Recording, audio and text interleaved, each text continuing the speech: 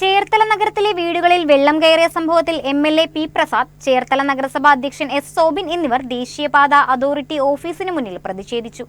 ദേശീയപാത വികസനവുമായി ബന്ധപ്പെട്ട ചേർത്തലയിലെ ജനങ്ങൾ നേരിടുന്നത് സമാനതകളില്ലാത്ത ദുരിതമാണെന്ന് പി പ്രസാദ് പറഞ്ഞു.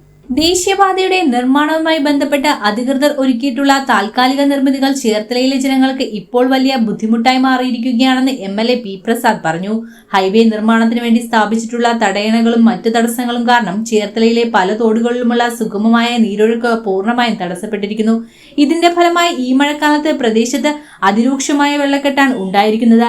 നിലവിൽ ചേർത്തലയിലുള്ള വെള്ളക്കെട്ട് പൂർണ്ണമായും ദേശീയപാത അതോറിറ്റി നിർമ്മാണ പ്രവർത്തനങ്ങൾ മൂലമാണ് ഉണ്ടായതെന്നും എംഎൽഎ ആരോപിച്ചു. നാഷണൽ ഹൈവേയുടെ നിർമ്മാണവുമായി ബന്ധപ്പെട്ട് അവരുടെ നിർമ്മാണത്തിന് സൗകര്യമൊരുക്കുന്നതിന് വേണ്ടി ഉണ്ടാക്കിയിട്ടുള്ള നിർമ്മിതികൾ ചേർത്തലയിലെ ജനങ്ങൾക്ക് ഏറ്റവും കൂടുതൽ ബുദ്ധിമുട്ടായി തീർന്നിരിക്കുകയാണ്.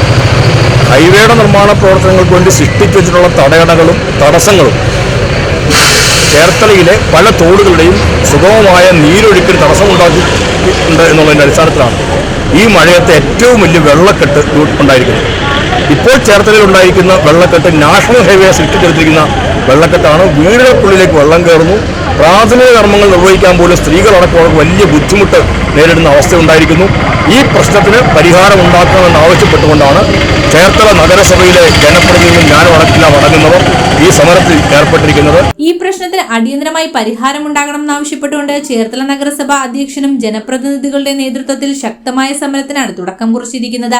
എല്ലാ ജനങ്ങളെയും രാഷ്ട്രീയത്തിനതീതമായി, രാഷ്ട്രീയം ഇവിടെ പറഞ്ഞതുപോലെ ആരെങ്കിലും കലർത്താൻ ശ്രമിക്കുന്നുണ്ടെങ്കിൽ അത് NH അതോറിറ്റിക്കാരുടേക്ക് എന്ന് ശമ്പളം പറ്റിക്കൊണ്ടാണ് അല്ലെങ്കിൽ കുമ്പളം പറ്റിക്കൊണ്ടാണ് ഏതെങ്കിലും ആളുകൾ ഇതിനെ രാഷ്ട്രീയമായി ഉപയോഗിക്കാൻ ശ്രമിക്കുന്നുണ്ടെങ്കിൽ NHകാരുടെ കിമ്പളം പറ്റിക്കൊണ്ടാണെന്ന് ഞാൻ പറയുകയാണ്.